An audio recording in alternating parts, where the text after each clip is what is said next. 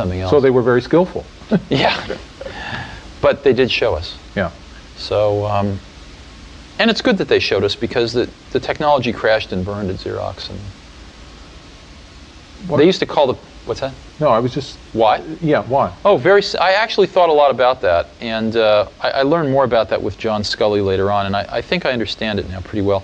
What happens is, like with John Scully, John came from PepsiCo, and they at most would change their product, once every 10 years. I mean, to them, a new product was like a new size bottle, right?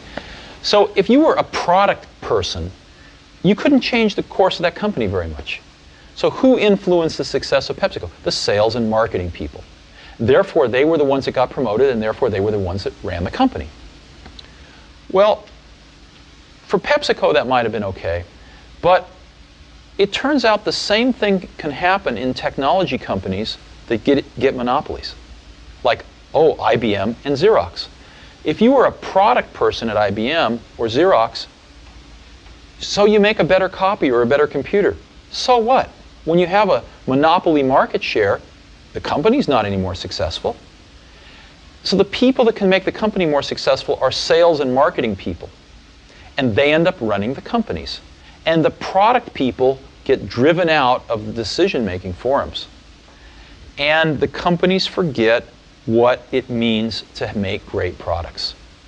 Sort of the product sensibility and the product genius that brought them to that monopolistic position gets rotted out by people running these companies who have no conception of a good product versus a bad product.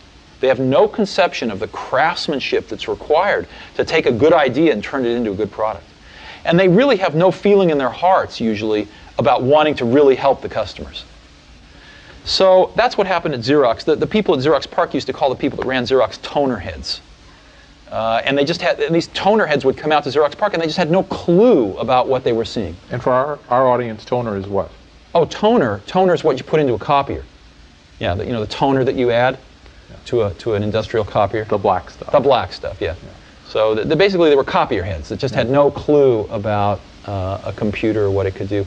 And so they just grabbed defeat from the greatest victory in the computer industry. Xerox could have owned the entire computer industry today.